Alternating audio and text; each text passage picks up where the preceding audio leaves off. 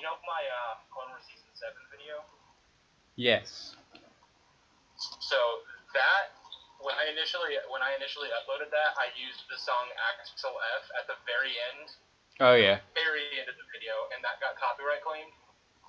So I took it down and just re-uploaded it without the song, and I didn't get copyright claimed. So I'm just telling you, don't ever use that song in the video, because it will be monetized.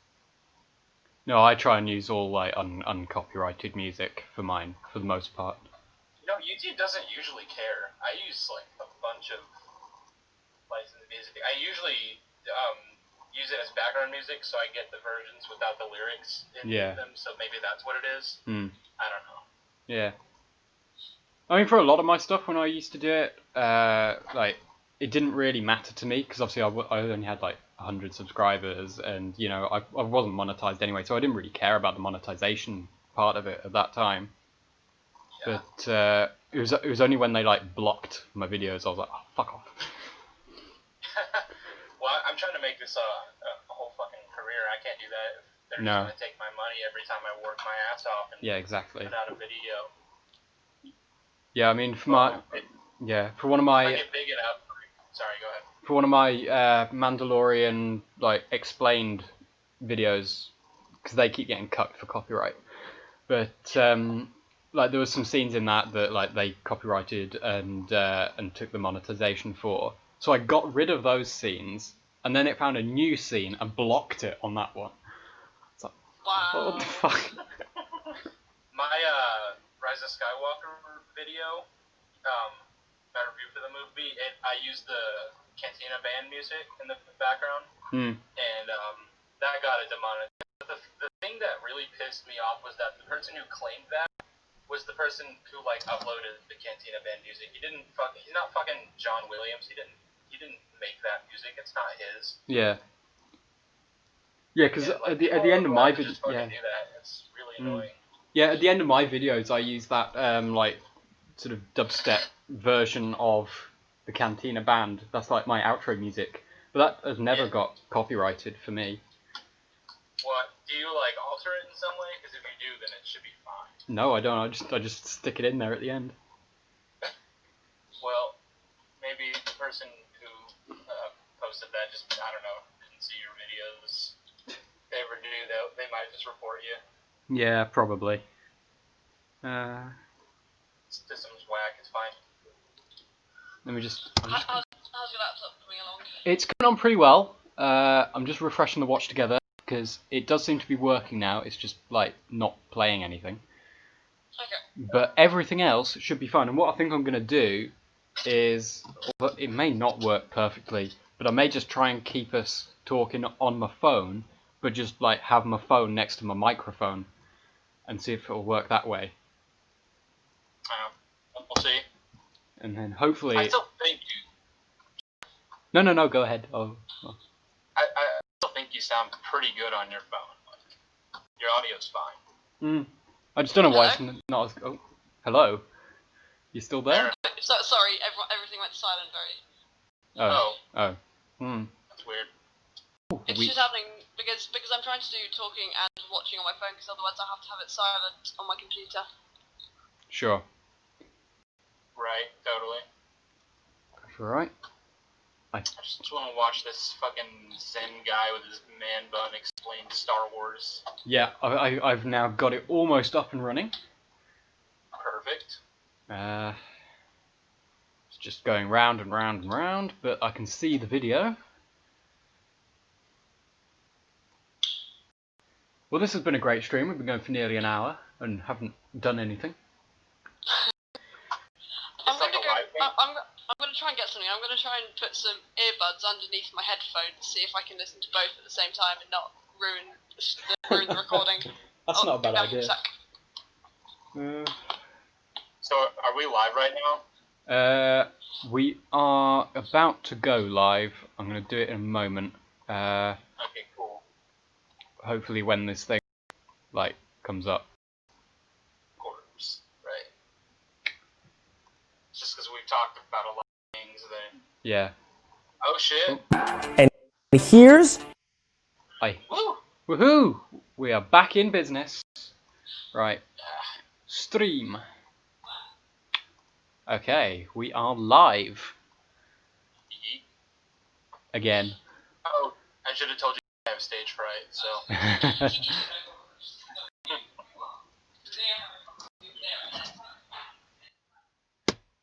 is it doing a buffering thing on your screen too? It's buffering on my screen, but I can see the total paranoia dweeb looking guy.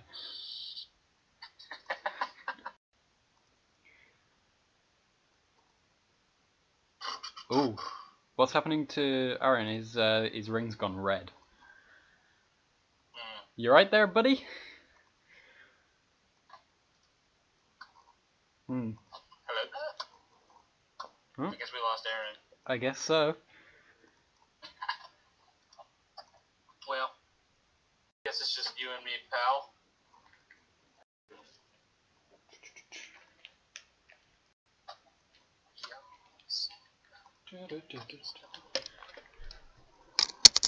Hopefully I can hear you guys through my headphones, so we should...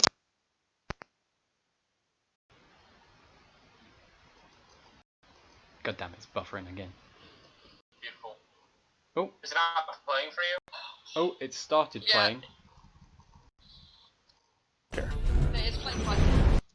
Star Wars literally changed the world, not just in the 70s, but over 3 very different I'm on 17 seconds.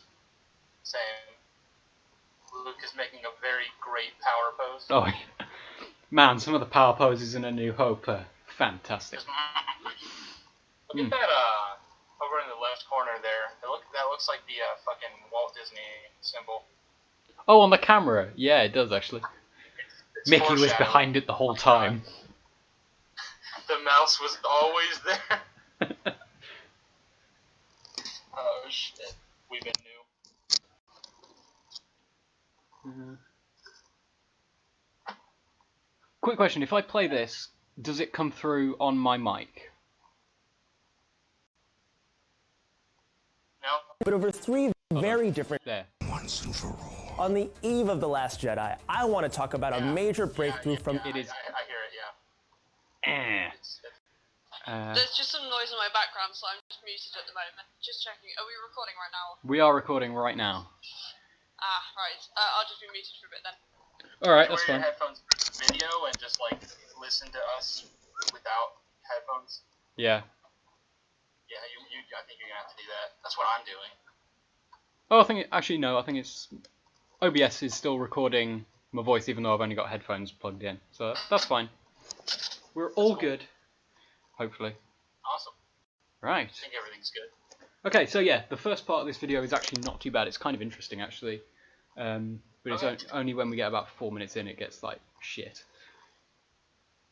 Hey, do we have anyone, like, actually watching this? Each era and no, explore the this 3 isn't times Star going Wars outline. changed visual Not the first effects one. Cool. forever. The original trilogy was the result of decades, all unified by a brand new technique called motion control.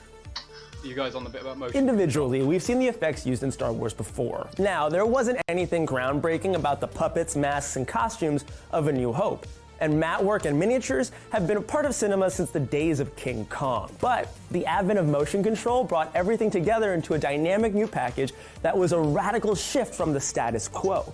Before Star Wars, spaceship scenes involved moving small models through a static shot. And as time went on, sci-fi productions moved towards larger, more complex constructions. Have you ever seen the original Enterprise at the Smithsonian? It's bigger than a kitchen table. It looks incredible, but you try dangling that thing in front of a camera. As a result, space battles were slow and cerebral, like I was watching. I was looking for a film to watch last night, and I found Close Encounters. I haven't seen it for a while. Which came out in the same year as Star Wars, back in '77. And I was just like looking at that, and I was thinking, damn, Star Wars really did have like great effects, considering like the time. I've actually never seen Close Encounters. You've got to. Good, Do though. you want me to be really honest? Yes, please. However much Yeah. I love Star Wars, I love it as a franchise. As an actual film, I think Close Encounters is a better like science fiction aliens like film. Like it's a better crafted it's like- film. It's a fantastic film. it's cool to like other movies better, but like honestly, I just think Star Wars as a whole is just the best. As a whole, it's like perfection. But I mean, I got into Star Wars for the lore, really. I mean, the movies were cool, but like I probably would not still be a fan if I like only watched the movies. Well, there's just so much lore. Like, there's so much great stuff. That's kind of why when the lore is like really fucked up with the new movies, when every time they like to just change something or make an inconsistency, like fucking Palpatine coming back with no explanation, it really gets under my skin. It's hard to just judge it as a movie because it's like I'm also a huge ass nerd who wants to have everything explained to him. So. Yeah, absolutely. But yeah, what you must watch Close Encounters one day. It's a great film. Absolutely. Right after I finally get around to watching Die Hard and Inception. Inception is also great.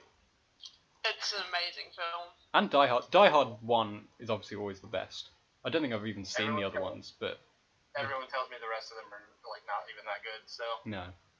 I think I watched a bit of Die Hard 4, and it was like, yeah. It was just kind of... I'm told that's the worst one. Yeah. But yeah, all those are great films. Okay, let's get on with it. Let's do this. Pot shots at each other. Phaser? But the ships in Star Wars had to simulate a World War II dogfight in space. We matched frame to frame and the action on that as close as we could.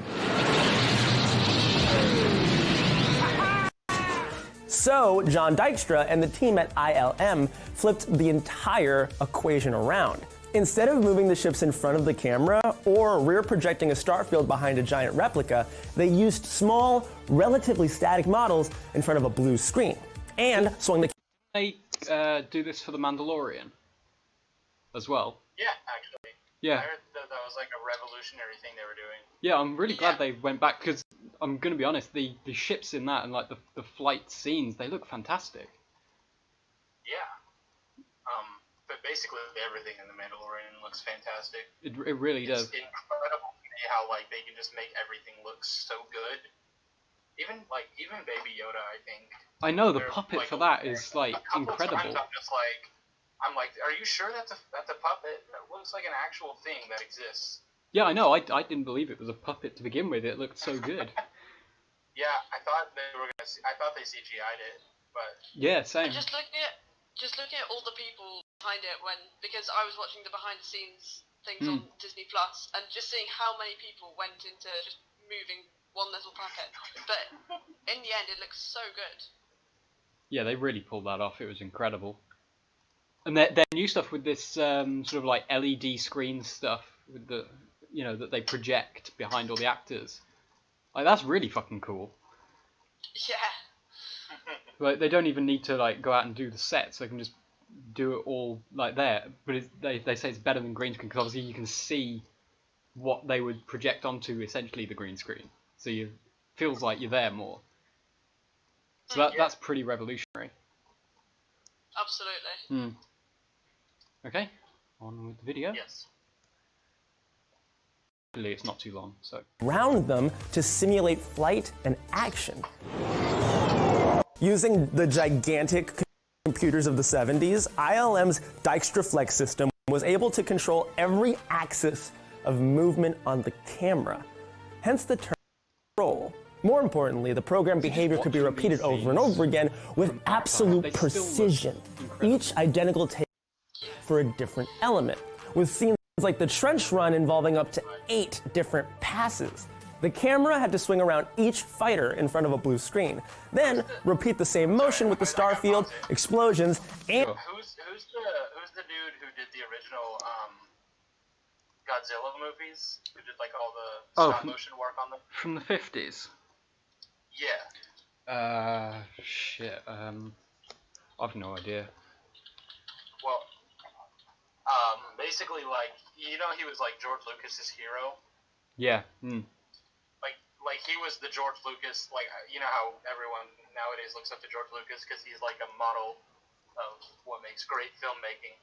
Yeah. But like he looked up to that guy, and I remember seeing a video where that guy came onto the set of Empire Strikes Back while they were doing they were setting everything up for the Hoth battle and like doing stop motion for that, and he was giving George like pointers and stuff, and like George was totally fanboying. It was an amazing video. I should send it to you. Oh yeah, if you can find the link for that, that sounds really good. I can find that.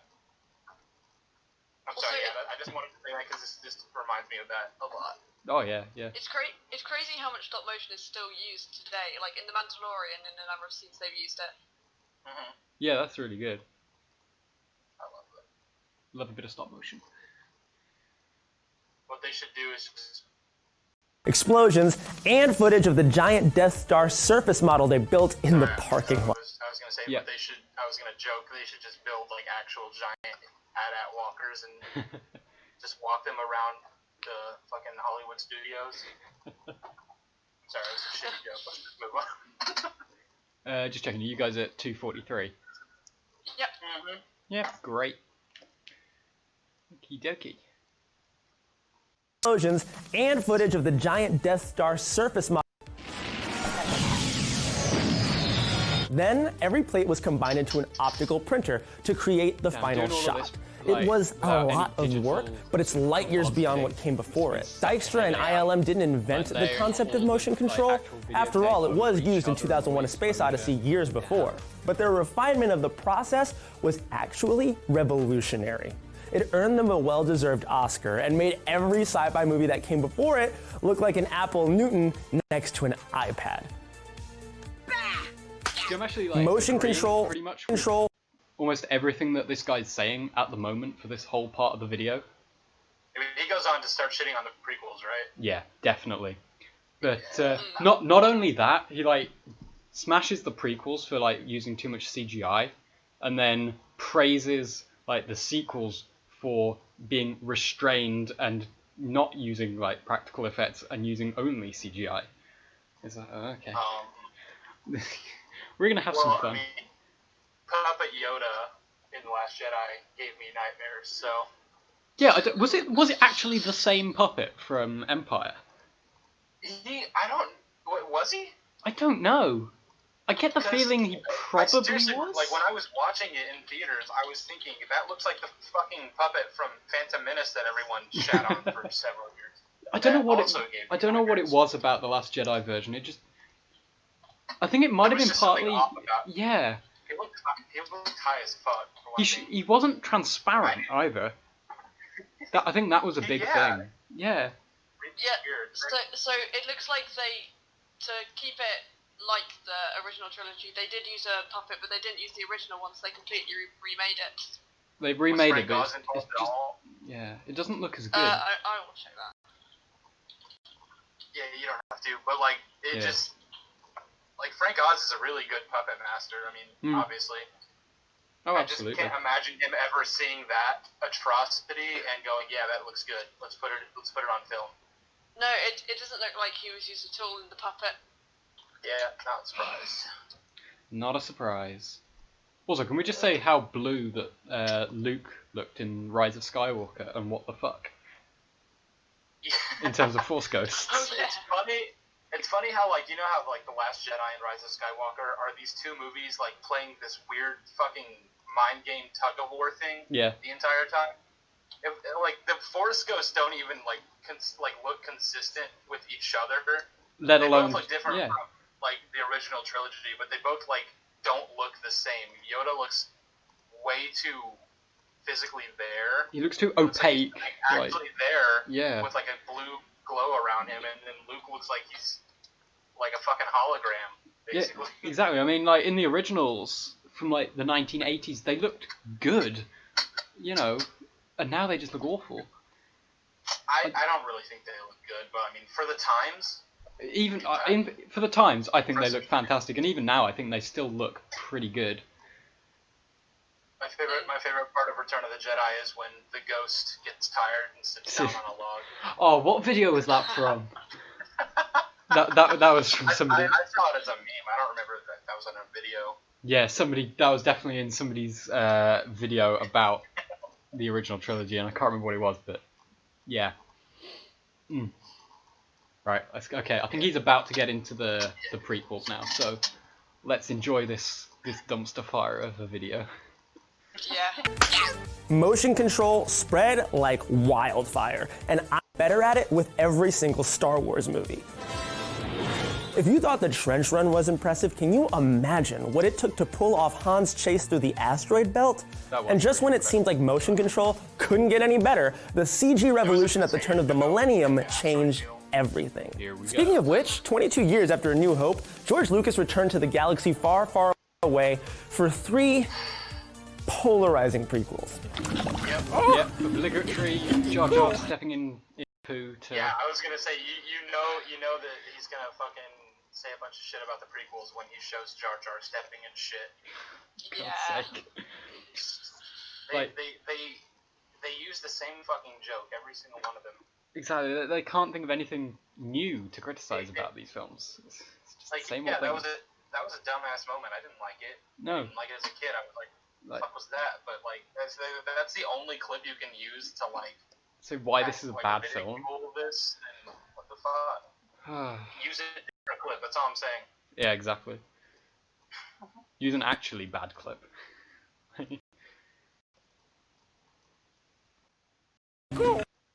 A fully realized CGI world. Oh, fuck Tried. you. Fuck you. I'll always Actually, give let me Lucas just credit for pause being it right there, because if you guys haven't been onto like the original video of this, they actually got quite a lot of flack for this video, as I'm sure you can imagine. Yeah. Oh, sure, yeah. So, Prequel. I mean, it doesn't show in like the likes and dislikes, but in the comments, for sure, they got a lot of shit thrown at them. And bear in mind, this came out before The Last Jedi. The same shit that Jar Jar Exactly. stepped in.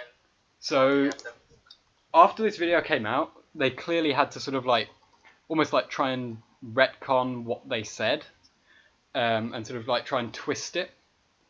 And have a listen to this is their pinned comment on this video. So it says, "Thanks for watching. Just to clarify, we are aware that the prequel trilogy still used plenty of practical effects, but that's not really what this video is about. We used Episode 1 to illustrate how Star Wars led the CGI revolution. The miniature work is extremely impressive, and even though the computer graphics don't look so hot in retrospect, we're trying to show that the prequels were a huge innovation that predicted and influenced the next decade of special effects in cinema." I mean, think about it. Where would we be today if movies like The Phantom Menace didn't take such a huge risk with its CGI world? Let us know.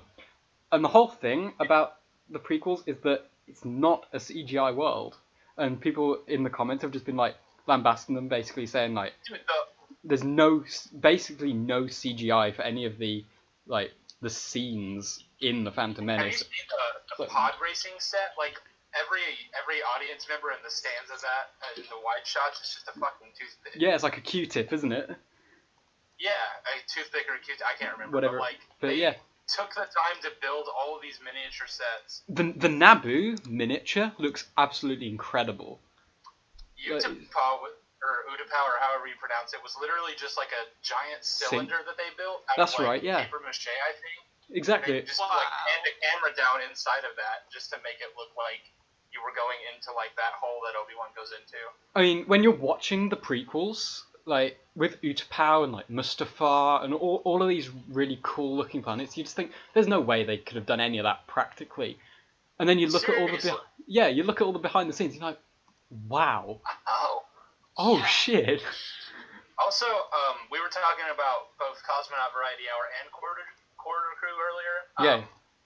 In his prequels video, he did say he did use Quarter Crew as like sort of a reference to say that the long take that they did at the beginning of Revenge of the Sith, Obi-Wan and Anakin soaring down over the Battle of Coruscant, like that was like really visually impressive work, and they did that all CGI. So yeah, I don't know what this guy's talking about when he says that when he says tried to.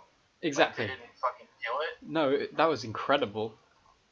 Am I thinking? Jar Jar Binks kind of looks bad, but like for a movie that came out in 1999, like for really being like good. the first fully CGI character in a movie. Yeah. He's pretty good. He was literally the first. On My Best was talking about how, like, after Phantom Menace came out, Jar Jar was referenced by every VFX artist working on a movie going forward. They would always look to Jar Jar. Yeah, he was hugely revolutionary.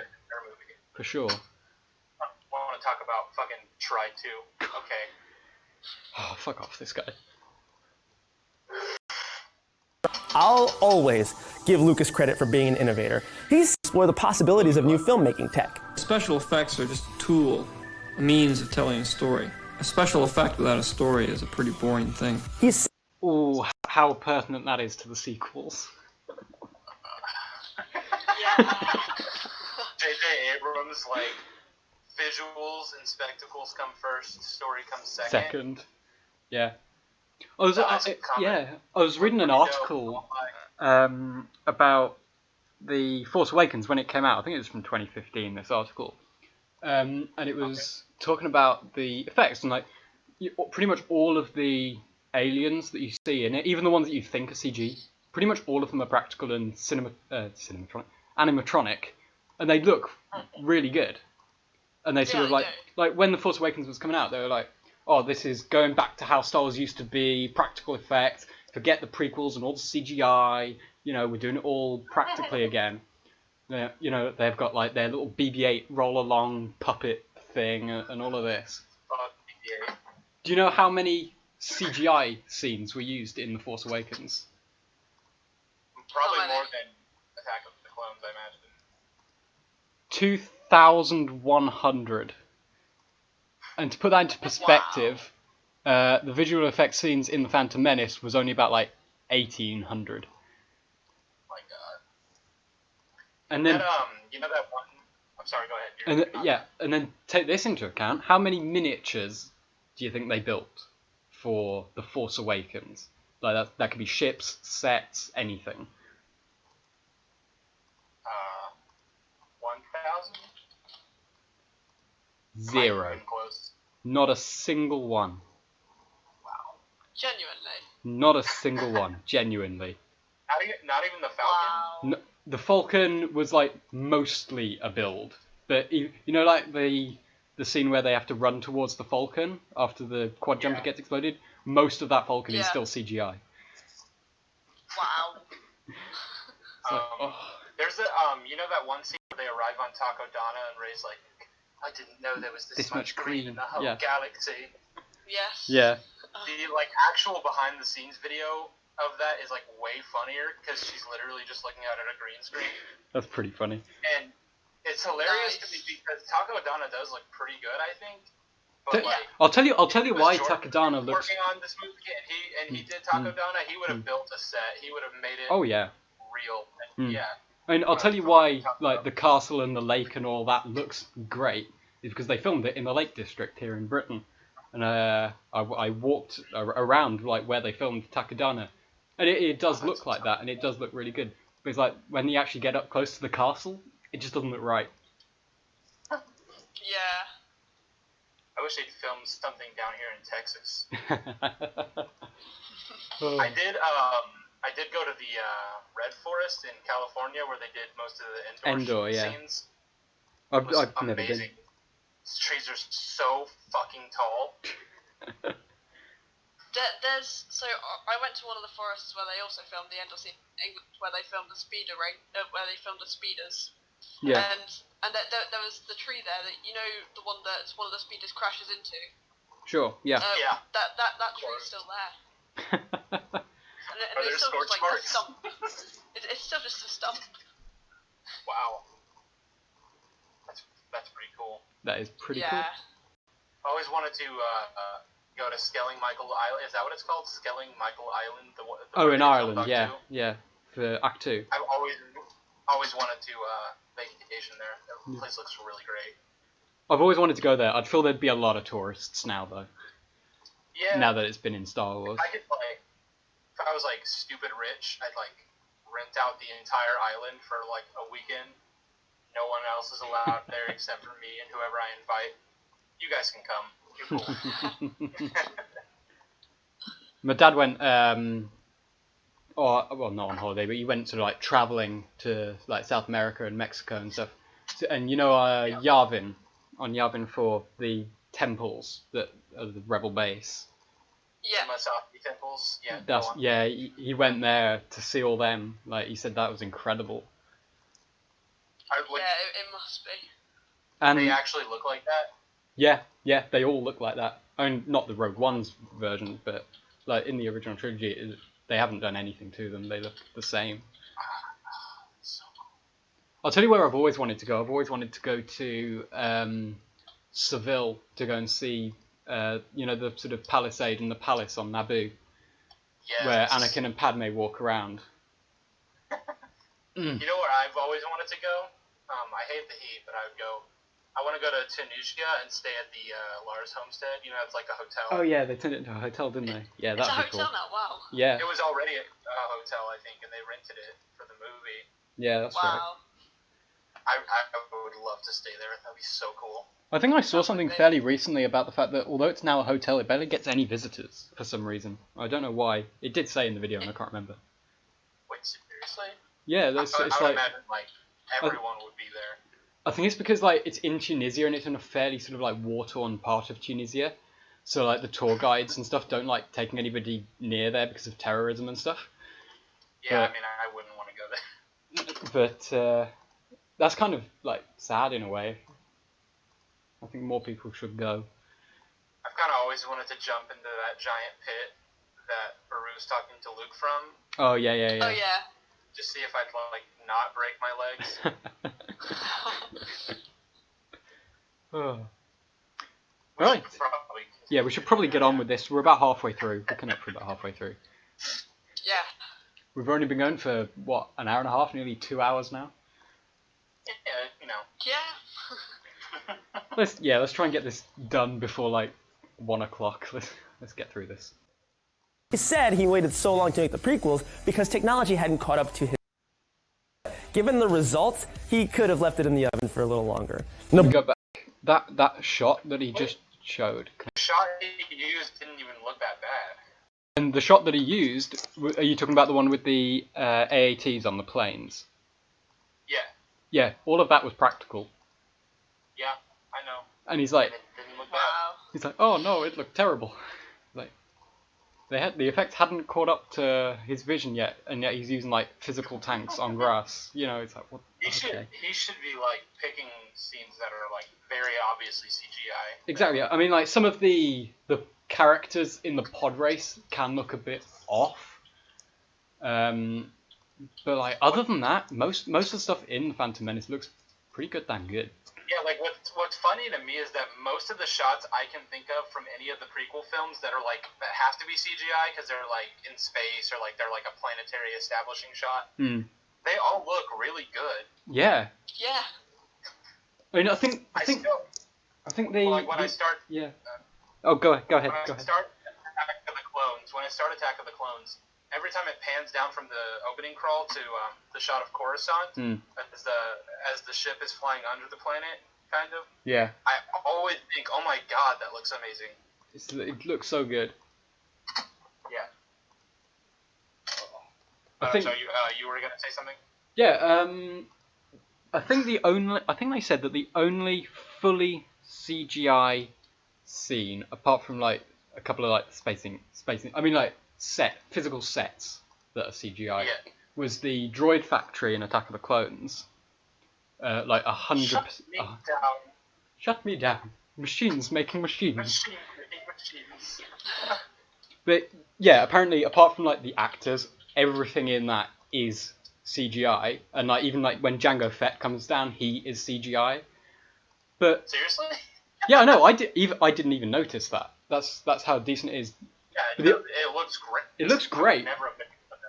But the only reason it is all CGI is because they literally filmed it in a day. That whole sequence they filmed in a single day because they needed to do pickup shoots. Like all the principal photography and all of that had finished. They couldn't get Tamora Morrison or the armor back for it, so they had to CGI Django. But they filmed all of that in one day and then destroyed it all again. I mean, mean, just imagine how hard it would be if that were actually a physical set, though. Oh yeah, I mean that would be really hard to make as a physical set. Yeah. But considering the They had time to, restraints it they looks have, good. it looks incredible. They CGI'd like all the clones except for Commander Cody, right? I think they even CGI'd him. Well, But like they had to like cut off Tim Ware Morrison's head. yeah, so a bit like Iron Man in Civil War that everyone makes fun of for like floaty head. I think they kind of did a thing a bit like that. Or Hulk in the Hulkbuster. Yeah, all that. CGI fucking Mark Ruffalo. Yeah. Yeah, I mean, but it looks really good. Yeah, Actually, I would say that Commander Cody's head being put on his body like CGI looks like way better than Mark Ruffalo's head on the Hulkbuster armor. Yeah, and this is like 15 years earlier. 15 years ago. Infinity War came out like 2 years ago. Had a really big budget, probably bigger than Revenge of the Sith did. Oh yeah, and easy. It's like way like technology's gotten way better since then. Absolutely, yeah. I mean, all the people who say like that the clones and the CGI in the prequels looks like a PS2 cutscene, they're just fuck off. I mean, I was playing Star Wars Bounty Hunter, you know, the one with Jango Fett. Yeah. I was playing that the other day, and the cutscenes in that are all made by ILM, so they're like super high quality. And for 2002, like the movies are way better than that. I don't know what people are talking about. I mean, it's the same with Rogue One. Like Tarkin and Leia, people say, oh, they look like PS4 characters. It's like, no, they do look actually pretty good. You know. I didn't think Tarkin looked very I thought, bad, but there was something a little off about Tarkin. Leia I thought was great. To be completely honest, with Tarkin, when I first watched the film, it had to be pointed out to me for me to note it. Well, yeah I mean, I knew that, like, obviously he was dead, but I was like, wait, hang on. I knew Peter Cushing was dead, but like it hadn't occurred to me. It didn't register. It was like or something. And if they got like a really, really good lookalike. Yeah, exactly. And I don't think Leia looked bad. I just didn't think that they made her look like Leia. She just looked like a fucking. She actually kind of looks like Enfys Nest now that I think of it. It's kind of weird. I mean, I think with Tarkin, what might have helped is maybe just seeing a little bit less of him. Like, I thought what they did was good. Yeah. Like, when you saw him as like the reflection for the first time, I thought that was done really well. And like where you see him just slightly from the back when they're like talking about blowing up Jeddah, like again that looks really good. But I think it was when they, you know, it's a full face filling the screen. You just sort of go, there's something a little not right about it, but it still looks fine. They just kind of overused him. Just a little bit, yeah. But I mean, I get it. They're pioneering like new techniques, and they kind of want to show it off. I mean, I get that. That's fine. But from a storytelling perspective, I would have preferred if like Krennic had kind of been just kind of been the villain presence, not been undermined by his boss Tarkin. Yeah, I mean, yeah, I liked Krennic as a villain. He's actually a really good villain because he's like smaller scale. He's a bit more of a personal villain. So yeah. I think because they left too many shots on him, like at the end of the film, you knew something was off about it. Like the suit is way too like ironed. His face looks a bit shiny. If you look really closely, it's quite obvious. Yeah. Yeah. But when you're watching it, you sort of like it doesn't really register. But for what they're trying to achieve, kind of enjoy it. For what they're trying to achieve, it's incredible. Oh yeah. Yeah. And that was really just the first step. Like that technology's already gotten better. Yeah. Yeah, even since then. They did Nick Fury in Captain Marvel. I didn't like Captain Marvel as a film, but I thought they made Sam Jackson look significantly younger. Yeah, and for that long, like in a film, it's for like the whole movie. Yeah. Exactly. That's pretty good. I mean, compare that to like Rogue One's. Like he's in it for like 2 minutes screen time, if that. Yeah. And then you've got Sam Jackson for like a whole movie. It's like, damn. Yeah. I can't think of a single time. I've only seen the movie once, obviously, but I can't think of a single time in Captain Marvel where where you could see the seams behind his facial work. He just looks good. Yeah. I haven't even seen Captain Marvel, but I've seen the scenes of him, and yeah, it looks really good. You haven't? No. I don't blame you. Well, I'm not really a massive Marvel fan, so. It's not a bad movie. It's just like painfully average and way overhyped because it's supposed to be like progressive. I'm not going to get into any of that. Yeah, That's not what this is about. That's not, no. But I think the only Marvel film I've seen in theaters is Endgame. And that's only because a group of us were like, oh, we should go and watch a film. What should we go and watch? Right. Oh, Endgame's on. Let's go see that. Well, I'm not exactly a huge Marvel You're not a Marvel buff. guy. No. I mean, I think I've seen all of the films by now, I think. But, I can take it or leave it. You haven't seen The Incredible Hulk because nobody ever, references that film exists, and I don't... Yeah, Is that the Edward Norton one? It's so different. Yeah, Edward Norton. It doesn't fit in, really. No. When they redid everything. They shouldn't even... they should just, strike it from the canon of the MCU, but, Yeah, it doesn't add anything. They put RDJ in there at the very end, but they didn't have to. And they could just say that that's not canon. They did that with Daredevil. Yeah, exactly. They could do a Disney. We're completely steering off course, though. We should probably get back to we should probably get back to this, otherwise we're going to be here a long time. Oh, shit. Oh, dear. We were at 4:35. Different trilogies. Because I have no idea. I'm pretty sure. We've gone back to 22 seconds. I think I misclicked. We were at 4 minutes something, weren't we? Yeah, Aaron just said it was, 4:25? It was about 4:25, yeah. Good. Let's just start it here and kind of work our way. Let's have a look. Work our way back. That's where we got to. That's George about Lucas, right. wasn't it? Boring thing. He said he waited so long yet, but given the results, he could have left it in the oven for a little longer. No, an opulent paradise, but it looked like something out of Mist. Fuck off. Jar Jar Binks was See, the problem with videos like this, big channels, is that it's almost like they feel obligated to shit on the prequels, or else they're gonna get a lot of mean comments telling them that they were good guys in the prequels, and it just comes off as forced and cringy. Yeah, but my big problem with this is because these pages are really big, they have a lot of influence over people. So people watch these videos and they're like, oh, these people have a lot of subscribers, they must know what they're talking about. And that's how all this misconception about all the CGI in the prequels got spread in the first place. You know, I'm not gonna personally go after Red Letter Media, but they had a big hand in doing a lot of that for the prequels.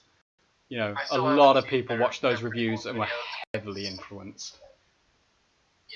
Yeah.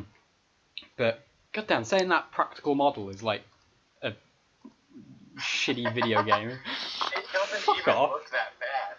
No. I'm not saying it's fucking revolutionary, that shot, but it doesn't look terrible. No, and he's saying, oh, it looks like really bad CGI, and it's just not CGI. Not CGI. Jeez.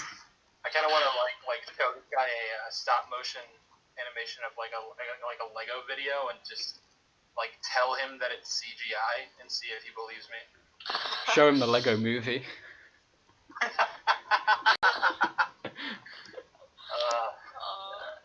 Oh.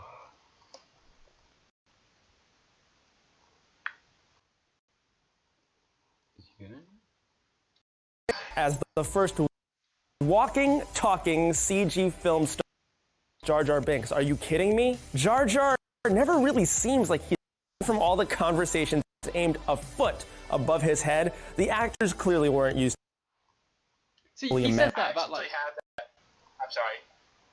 I don't know. I actually had that Jar Jar popsicle when I was a kid. I remember it was delicious. And I didn't care that I was tonguing Jar Jar. No.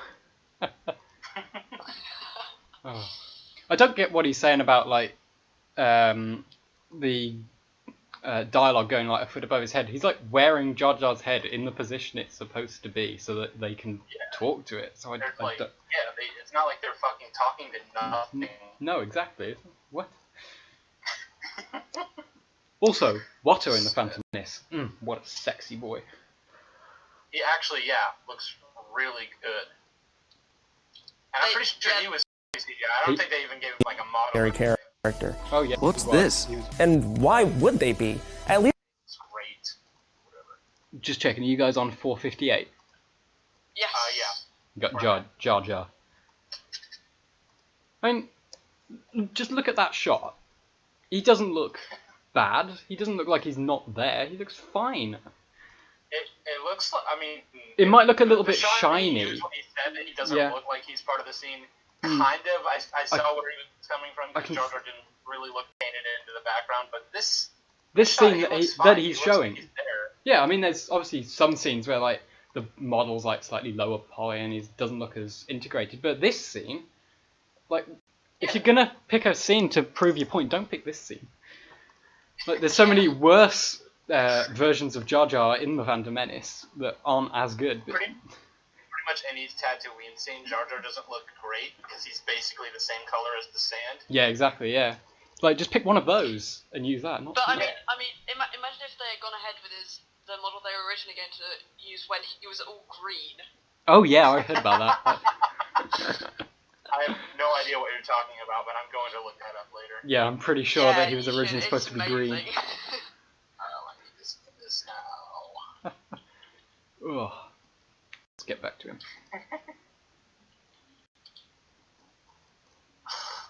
Buffering. a few years later, the world was blown away by Gollum in Lord of the Rings. Advances in CG helped. Andy Serkis's motion captured performance. Yeah. He looks worse. Andy Serkis's motion capture, and he's not even doing motion capture for it. I actually didn't watch Lord of the Rings until I was like significantly older than when I got into Star Wars, but Same. I remember like cringing when I saw Gollum. He looked so bad. I think in the third one he looks alright, but I mean the first one you only really see him as a shadow, don't you? He improved over time, but right at the very start. Yeah. The shot he used looked so bad. Like, why did he must not be the one editing these videos? He Because can't be. Like, Jar Jar looks bad, but everyone was blown away by this. I think the guy editing this video is like secretly disagrees with him, but like he's just a paid intern. But he's like integrating these shots of like really good moments and like just to try to undermine him. Yeah. I feel bad for anybody else who had to like work on this video. The performance. I hate you.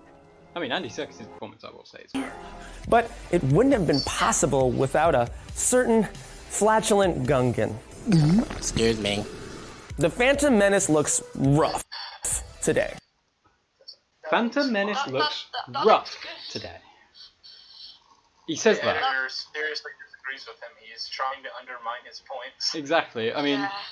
the whole the submarine that they built that for real. All of that water and the buildings there, that's all a model. The background is a matte painting. What more do you fucking want? I really like that deleted scene where like They go over the Jar Jar's waterfall. like stuck in the ship and like he just like falls off the waterfall. Yeah, that's a great scene. I like that. They ever do like a special release of this movie and like I guess it's already been 20 years, but anyway, if they ever do like a special release of this movie like they did with the original trilogy, they need to just put that in as like make it officially canon. Just skip over how they like got him back. He's just fine again in the next scene. I can't wait until cinemas reopen because one of the first films they're showing is The Empire Strikes Back to celebrate 40 years. Oh, are they? I didn't know that. I'll have to go and watch it. Sounds good. Yeah, I'll have to go and watch that. Yeah. Yeah, definitely. Cool. Still can't believe that movie's 40 years old. Yeah. It looks so good still. Yeah. Exactly. I mean, these practical effects don't age, you know. I think, I don't know, I think Phantom Menace might not age well, but I think even Attack of the Clones and especially Revenge of the Sith are going to look great in 40 years. Yeah, they all look fantastic. Yeah. Today. But that's just what happens when you're ahead of your time. The technology improved with each new prequel, and so did the visual effects. Episodes 2 and 3 were some of which let Lucas go even crazier with the CG. Did it just jump for you guys? Ignoring the Obi-Wan on the screen, did it just jump over a bit? No, not for me. I don't know. No. I think it jumped. How did he get footage of my body pillow?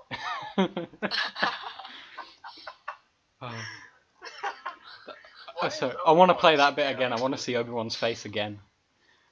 Yeah, it's beautiful. Certain flatulent Gungan. Excuse me. Menace looks rough today, but that's just what happens when you're ahead of your time. The technology improved with each new prequel, and so did the visual effects. Episodes 2 and 3 were some of the first movies shot entirely on digital, which let Lucas go even crazier with the CG. Oh my god. I just screenshot that. The real sets gave way to green screens and formerly practical effects, This is another problem I have with people who like say, oh, they're all on green screen or blue screen or whatever. You know, it's green screen, but that's only really for the actors, because all they're using that for is to put the actors into the practical sets. Yes. And they're acting like these effects weren't used in the original trilogy at all. Well, yeah, this is my point. The reason Luke Skywalker has a green lightsaber in Return of the Jedi is because the blue one didn't match. It didn't look good against the blue screen that they were using. Exactly, yeah. And they used this shit back then too. It's not fucking new. Yeah, I mean, what do you think they used for filming the ships against? It was blue screen. You literally showed it earlier in your video. But, I mean, again, like, even with the matte paintings, I mean, you know, the Star Destroyer bridge with Vader? Yeah. How much of that do you think is a set? I kind of just assumed all of it was. Exactly. The only bit of it that is real is the middle walkway, the little pits, and 2 windows at the end. Everything else is a matte painting. Wow. That's pretty cool. You know the bit where Vader and Luke come out of the passageway on Bespin, and you've got like the big fin thing with the thing sticking out? Yeah. That whole shot, the only bit of that is real and not a matte painting is the doorway. and he has a go at the prequels for doing this. Oh, wow. Honestly, oh my god, I've actually seen the shot that the footage that they're using for this shot. Like, I've actually seen this video, and obviously it's not finished, obviously, but it's a pretty cool scene. Oh yeah, Mundi gets some screen time. He deserved it. Good old Mundi.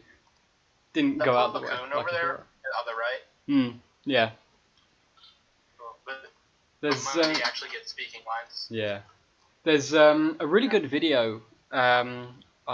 I can probably put it in the chat after, which goes through. It's like a behind the scenes for, I think it's from 1980 or whatever, for The Empire Strikes Back, going through all of like the matte paintings and like stuff in the archives at Lucasfilm. It's so interesting. Like, I'll put it in the chat. You gotta watch it. It's incredible. Yeah, I definitely will. I'm actually gonna make kind of a bold argument here, but use of practical effects doesn't always look great. Like, you know that one shot when Han and Lando are talking in Return of the Jedi, and then like Lando gives his salute, and behind him is the background that's like a painting. Oh yeah, of yeah. the Millennium Just Falcon, against green screen, all the other rebel ships. Yeah. It doesn't look look There's great, like a does fucking crease. There's a fucking crease in the background. And I notice it every time. And I'm gonna have to look out for that next time I watch. Yeah, it's not the best. You're gonna have to. The same when it's the same when the Super Star Destroyer crashes as well. You know, into the Death Star. Like when that crashes, it does look quite bad. Yeah. Like the Death Star, it looks like it's got effects. no texture, and like the lens flares make it look so small. They don't. you just really, when it comes down to it, just use whatever you think will make it look better. Yeah, exactly. That's all I can say. Yeah. For sure. Yeah. Let's go. And formerly practical effects were replaced by computerized creations. Fun physical clone trooper helmet was built throughout the entire trilogy. They're all completely CGI, for better or worse. And by the time the prequels wrapped, I mean, the clone. Every single shot he used looked fucking gorgeous. Yeah. Why is he doing it to himself? I think you're right. I think the editor is like he has something against this guy.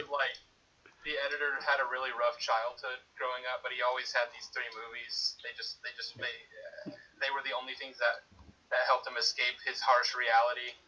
So he just doesn't like seeing this fucking man bun shitting on his movies. Oh. And again, like he's showing, he's talking about. The editor is just George Lucas. George Lucas is just editing this video. Getting his own back. Oh my god. No, and again, he's showing these shots of like Coruscant being CGI, which for that shot, yeah, okay. That But, looks like a fucking video game cutscene. Yeah, but that's clearly not finished.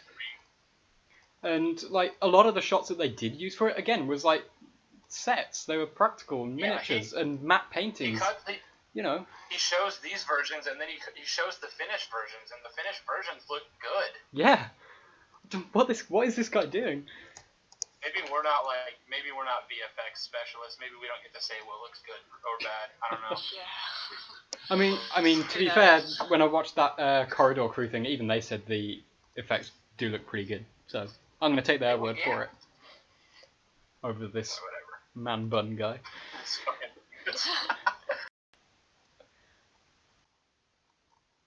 so were most render a giant transforming robot peeing on John Turturro the only limit. 7 years later. So what could J.J. Abrams and the sequel trilogy innovate that has actually more what they didn't do that makes it so special? Because the new...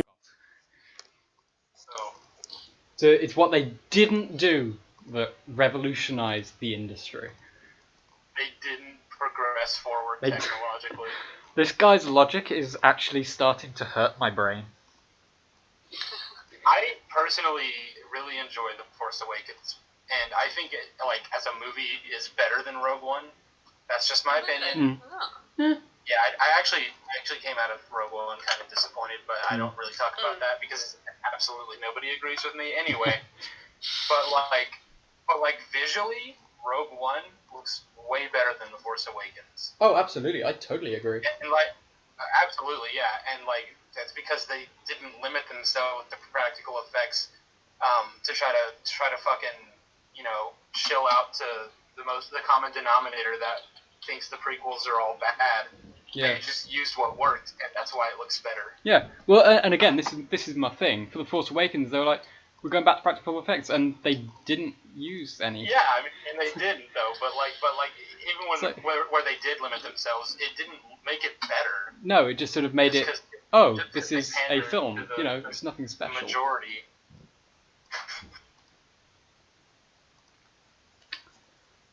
Yeah. New crop of Star Wars films show us shocking.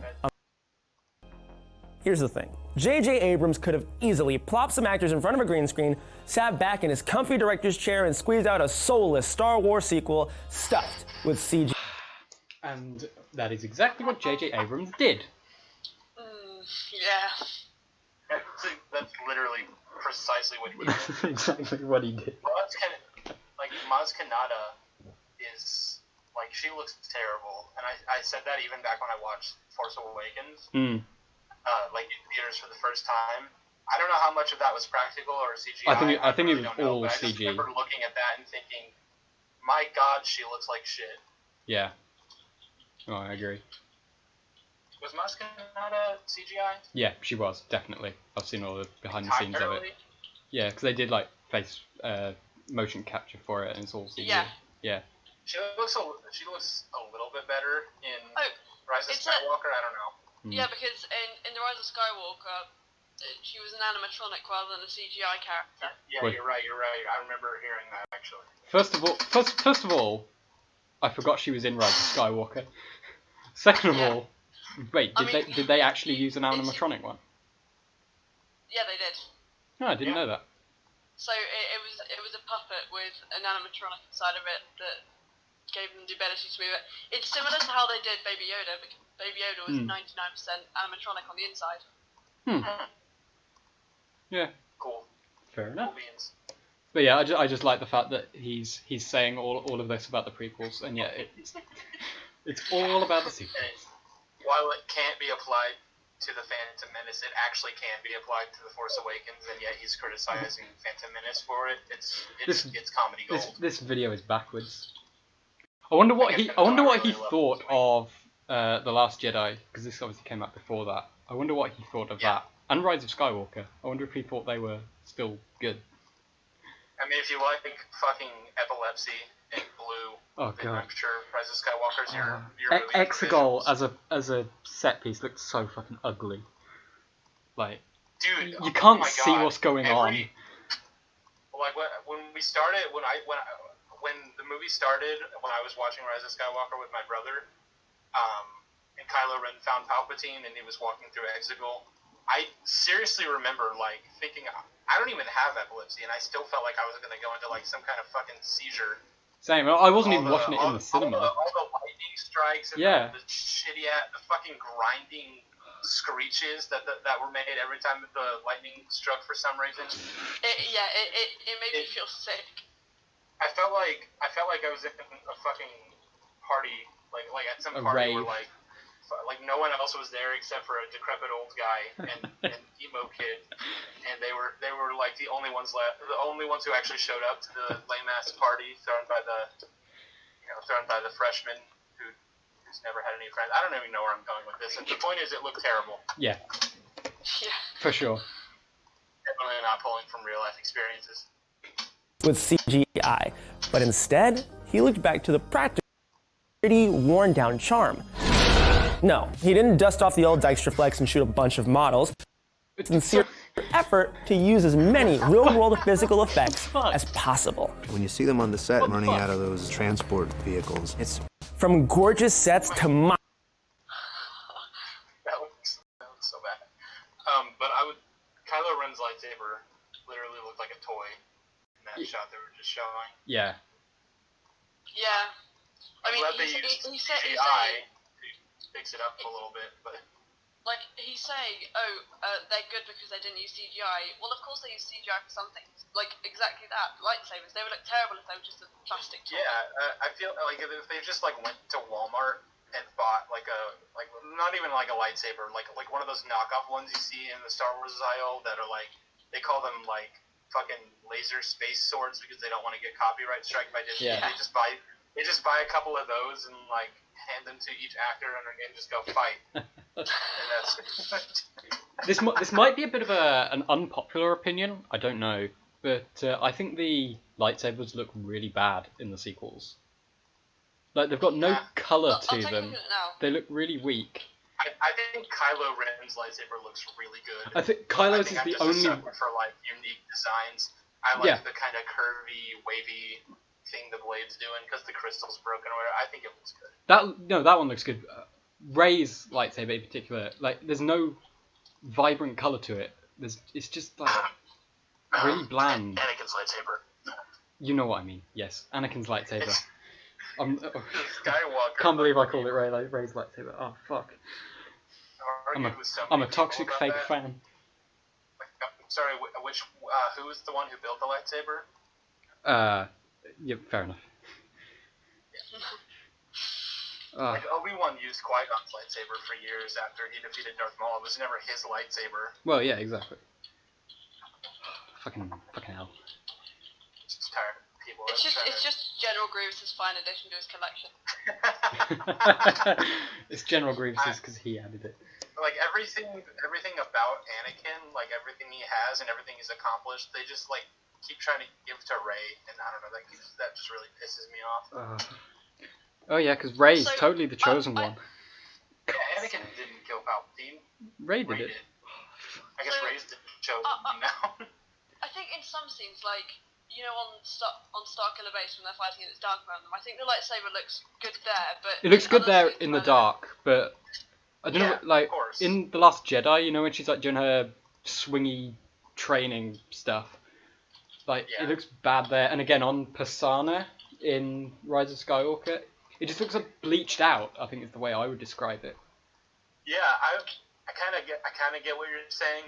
I remember when I was watching the Persona scenes, I was thinking everything looks pretty good visually, because, you know, JJ gotta have the visuals, but, like, the lightsaber... Her lightsaber just something off about it. Did not look good. Yeah. I do think that's a pretty cool shot though when she does the backflip over his silencer and like fucking cuts one of the wings off and then he completely explodes and dies and the movie ends.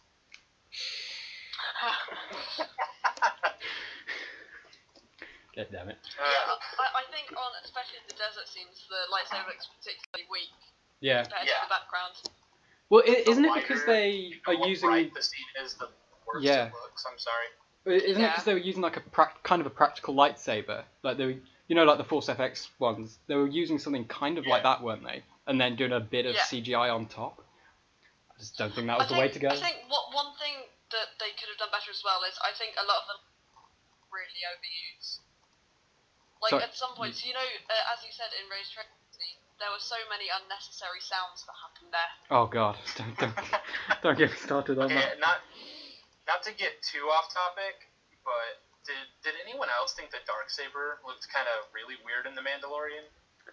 I don't really. It has like a blue hue around it when it's supposed to be white, and it's a minor detail, but like to me it just looks weird. Yeah, I can kind of see what you mean. Yeah, I mean. Yeah. When I was watching that, I was geeking out because I was like, oh my god, it's the Darksaber, but I was like, is this like a different black lightsaber? Because it doesn't really look like the Darksaber. Well, I watched one of the behind the scenes things. You know that new clip that they released for the Mandalorian season 2, like celebrating that coming out or whatever. Yeah. Jon Favreau talking about the Darksaber. Have you seen that clip? I have not. No. But I mean, Jon Favreau played Pre Vizsla, so he clearly. Well, yeah, he was talking about that. Put that in front to be the Darksaber. I'm not saying it's not. Oh no, I'm saying when I first saw it, I was like, that doesn't really look right.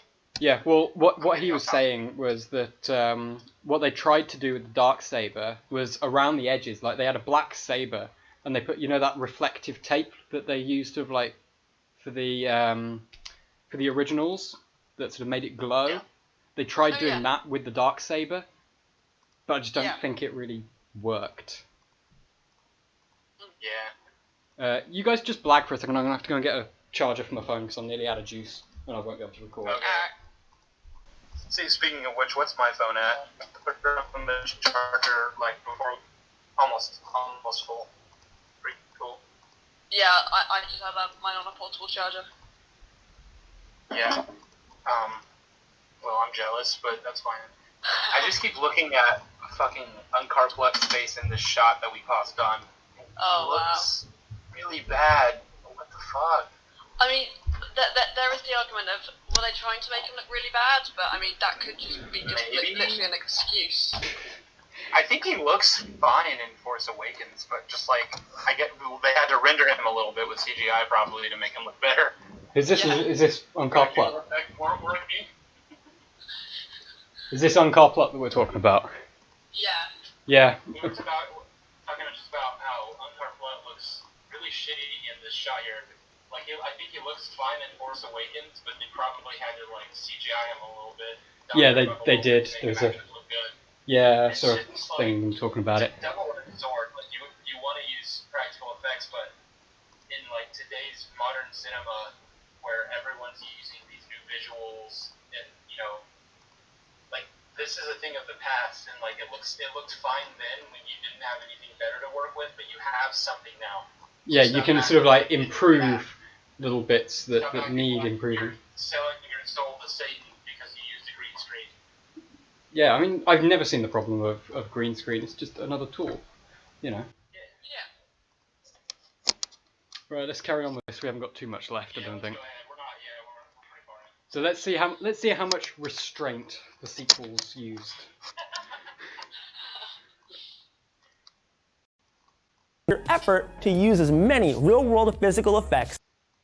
Running out of those transport vehicles. It's frightening. From gorgeous sets to animatronic creature work. Now, The Force Awakens is no slouch when it comes to computer effects either. If you have a good enough team doing it, then you're able to have it be indistinguishable from what's real. The facial capture technology that transformed Lupita Nyong'o into my favorite Golden Girl is extremely impressive. Okay. And the battle over Starkiller Base is as intense as anything that went down on Endor. What the fuck was that? I'm just gonna go out on record. Every single shot I see Starkiller Base makes me cringe. It does not look very good. No, that explosion looks awful. They made a better looking explosion when they blew up Alderaan. They took a fucking paper mache. Yeah. They took like a paper mache and like made it look like a planet, and then they suspended it on a string and actually fucking Blew it up. And it looks better than this absolute uncanny valley pile of excrement. What the fuck is this? It just, And again, the trench run shot, all of that CGI. yeah. And I'd say it doesn't look any better, like visually, really, It looks than the fine, one in A New but Hope. It yeah, looks it's fine, better. but it doesn't. How is No, it's restraint? no, this is not Every single restraint. shot you just showed us was fucking CGI. Yeah. Oh. Oh God, help me, The please. editor of this video, swear to God, he is our personal hero. Yeah, whoever edited this video, salute to you.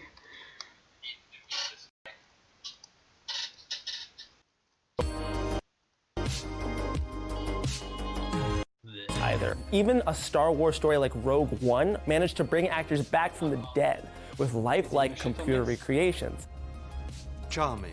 And I'm not talking long shots. The CGI models are advanced enough for a camera to get up close and personal. Uncanny Valley be damned. I remember the first time I So I mean, he doesn't look. CGI to do that. Yeah, they use CGI. I'm not saying like it looks bad. It's like It's just- restraint. They remade an entire character. Yeah. That's restraint, isn't it? You brought a real life human being who died back from the dead. That's restraint. The exact same technology they're using right here to make Tarkin, it's what they use to make Jar Jar. It's just a little better because the technology's more advanced. Yeah. Like, you can't Same thing say they do Tarkin for and you can't Thanos. go Jar Jar looks bad. Like, that's just because, I mean, how many years before? Like, The Phantom Menace was like... Yeah, if Phantom Menace had come out today with today's technology, Jar Jar would look fucking Incredible. Yeah. Oh man. I guarantee you, fucking this monstrosity Tarkin is gonna look like an abomination by 2025. Well, yeah, it's gonna It's it's gonna be like, you know, like you showed the Scorpion King from The Mummy Returns. yeah. Like at the time that was okay-ish, but like 20 years on, nah. Did it look okay? What time? What year did that movie come out? Was it 1999, 2000, 2001, something like that? I don't know. I don't think I- even back then. Even then, I don't think it looked great, but it's certainly If I watched yeah. that in theaters, I would not have been like, that was some impressive VFX. Oh, no. Right there. But, You know, they really made me think that Dwayne Johnson was the fucking Scorpion King. but I think it certainly looks worse now than when it probably did back 20 years ago. He also looked worse than Jar Jar. So Oh yeah, and that was maybe after don't Jar like Jar, the so way Jar Jar looked. I don't know, but like, I mean, still better than everything else going on at the time. yeah. So that came out the same year as Lord of the Rings, didn't it? So for him to go, oh, Gollum looked fantastic, but Jar Jar looked garbage. No, Lord of the Rings came out of space 2 years after. Was it 2 years after? I have no idea. Yeah. 2001. And again, Gollum looks. No, I mean, for the Mummy, it came out in the same year, didn't it? 2001. Oh, right. Sorry, Mummy I don't know Returns. I don't know when either of these came out. I'm just looking it up. Look them up. I've got them on DVD. Hold on. 2001. 1999 for The Mummy. 2001 for The Mummy Returns. So yeah, that came out the same year as Lord of the Rings. For Dwayne Johnson. And it just goes to show you can have good CGI and bad CGI. But Jar Jar is not the bad. I don't know how they would have been able to make this look good, but like, there are a lot of shots from the 2002 Spider-Man movie, and I love that movie a lot, but like, they use a dummy for Spider-Man in a lot of his scenes. Oh yeah. Like when he's swinging, and it looks really bad. And I don't know, maybe if they had George Lucas's CGI guys working on that, they could have made him look okay. Yeah. See what he says. One, I thought it was just gonna be his reflection. I thought they were just gonna have him was gonna be hands off for the rest of the movie. But no, Tarkin and Leia recreated in CGI. My goddamn mind was blown. But even with their tech at their fingertips, we won't be seeing a CG Carrie Fisher in episode 9. Remember folks, just because you can do something doesn't mean that you should. Oh, it seems like Lucasfilm has finally... What? Fuck. We won't be seeing a CGI Leia. Look how that turned out. Didn't we get CGI Leia confirmed like way before episode 9 came out? When did this video come out? This came out 2 years ago, so it came out... I think it was like a week before The Last Jedi. So like maybe he didn't know that CGI Leia was going to be in episode 9. Yeah. But, like, I think something there's a difference between how they had all of the stuff and using scenes that were cut out from The Force Awakens and The Last Jedi. I honestly think that was a worse decision. I'm just going to say that Leia looked really good in episode 9. I thought... She looked fucking amazing, I think Leia looked good, but I think the integration of her into the like backgrounds and the people interacting with her because she's not there was Daisy Ridley rough. Literally had no idea like how to talk to nothing. Like with Leia, her character is really restrained, which I think the fact that they tried to use her so much. Like, she had the one big thing where she redeemed Kylo Ren and whatever, but the rest of it, she just sat there saying one or two lines and not making that much of an impact. Yeah, exactly. Yeah. It's like, for that, when they must have run out of footage to use for all of that stuff, because it was just like, oh, here's somebody, with their arm around her back so you can't see her face, taken away, and then she's under a sheet, and it's like... There's a lot of times where they very clearly didn't have anything to work with, so they would make her do or say something that like Leia would never fucking say. There's that one part where Rey's like, "Hey, I'm gonna go to Exegol because like Luke started this, and I'm gonna do what Luke did," and she's like, "No." And I remember I was sitting in the theater, I was like, why doesn't she want Rey to go pick up Luke's trail? Like, isn't that the only thing they can do to survive what's to come? Why is she saying no? And I was like, oh yeah, she's not actually there. They just didn't have anything to work with. It's just what she was saying in The Force Awakens. There's also this distinct part where she says, "Tell me," and I know for a fact that was one of the unused takes from when she says that in The Force Awakens. Yeah. This isn't really relevant to the video, but like the way she says it, I'm like, yeah, that was from that scene. It was the same for that, like, never underestimate a droid. It's like, okay. I mean, she's clearly talking about BB-8 in that. And it's like, oh no. Oh no. But Leia looked fine. And they fucking did, so you're wrong. Yeah. Just a question. Did Harrison Ford appear in the credits for The Rise of Skywalker? I didn't know. I didn't bother to watch the credits. I didn't see his name. Okay. Poor Harrison Ford, bringing him back out of retirement to shill again. Oh man. That fucking mess of a film. Oh, did you see? Great. Like, when he was asked to return for Rise of Skywalker, he said, "Are you kidding? I'm dead." we fucking agreed on this shit. Yes. But you know what, guys? No one's ever really gone. Oh god. It's alright. Episode 10, Palpatine comes back. No. He's not going to come back till episode 12. They're gonna. Oh yeah, he's only going to come back in the last of every trilogy. Yeah. 10 and 11 are going to be about something completely different, and then the main antagonist of episodes 10 and 11 is going to be killed off unceremoniously. And then in episode 11, and then they're going to be like, well, what the fuck do we do now? We still got one more movie, and then that's when old Creamy Sheev's about to make his entrance. Oh god. Yeah. It's going to happen for episode 15 and episode 18, and possibly episode 21. I don't know. As long as Disney can make money off of it, they're going to do it. Yeah, they're just going to keep going. This whole CGI escapade has been so because like they know what they're doing. They have this whole 120-year plan to continue bringing back Palpatine, and they're going to try to CGI render Ian McDiarmid after he dies. Because they can just keep milking that. Just keep him going. They're just going to buy the rights to his image. Yeah. Just to use wherever they please. When he's on his deathbed, they're gonna offer to give his family like $20 million if he signs away his like image to them, so they can continue using his likeness at the end of every fucking trilogy for the next 300 years. Yeah. That's my prediction. So everyone just wait. Also, did this guy just use General Grievous as unnecessary CGI?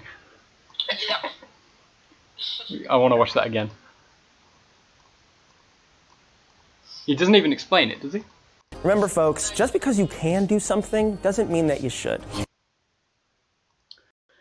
It seems like Lucasfilm has finally learned that CGI works best to augment the story and practical effects. The new movies have a unique look that set them apart from your... I don't know enough about the VFX of these movies. Was Grievous fully CGI? I think he was, yeah. I think so. It looks fine. Yeah. It's weird that he keeps using examples that look good. Good. Like, criticize... Yeah. I don't know, criticize a wide shot that doesn't particularly hold up today if you can manage to find one. Yeah. I just searched up his General Grievous CGI and this is the response. General Grievous is a walking YouTube comment. A computer-generated attempt at being a bad boy that's not nearly as cool as he thinks he is. Also, his face looks like it's made in craft ourselves, a paper plate by 87. So the answer is yes, then. Yes.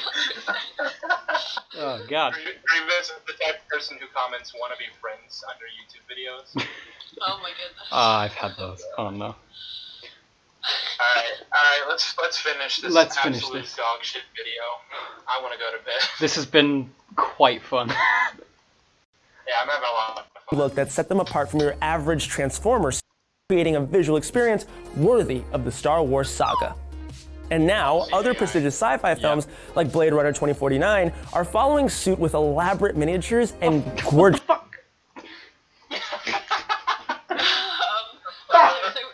are we talking about CGI or using real sets? So, I'm very confused here. Again, it's like whatever you think is going to make it look better, just use that. Stop exactly. trying to say one is better than the other. Exactly. He's like, oh, Blade Runner 49, practicals, miniatures, it looks great. But not the prequels when they did all that 20 years ago. Mandalorian was so great because it integrates both of them perfectly. Absolutely. Yeah. It doesn't favor one, it doesn't have a bias against fucking CGI or against practical effects. No, it uses and blends both. They're obviously like, well, which one is going to make this look better? In fact, I specifically remember that, I don't remember what his name is, the guy who plays the client character. Werner Herzog. Sure. The German guy. The guy that you said. Anyway, I remember Jon Favreau, I think, and Dave Filoni were talking about just making Baby Yoda completely CGI. And he said, he called them cowards. He said, no, you use practical effects for this. And, like, the CGI version of Baby Yoda wasn't looking very good. So they used the practical effects, and it looked good. That was the right decision. that doesn't mean that practical effects are better. It just means that in that particular instance, practical effects for what were needed to make it look as best it could be. It's just whatever is best for the scene. It 100% relies on what they're trying to do. Yeah. Completely dependent on whatever, like every individual case. Yeah. What did you guys think of the blue guy at the start in the first episode? You know, like the blue fish guy. Oh yeah, that guy. That guy. Why? He looked like a proper, like, he looked like he fit in, but I don't think he was necessary for the story. I think he looked kind of okay. Like, I know it's all practical, but I think it's his mouth, because like it's still like a human mouth, and it's still like flesh coloured and pink, but the rest of him is blue. I'll be honest, I haven't watched the first episode of Mandalorian since it came out. I've tried not to. Because I've seen it far too much. Well, I've seen it far too many times doing my re-edit. I think I've watched that. Yeah, I think I've watched that series through in like 13 times. It's ridiculous. But just from memory. Yeah. Like, he didn't look bad, but he also didn't look great. Fine. I don't know. Yeah. Alright, let's get on with this before we overrun. Do this.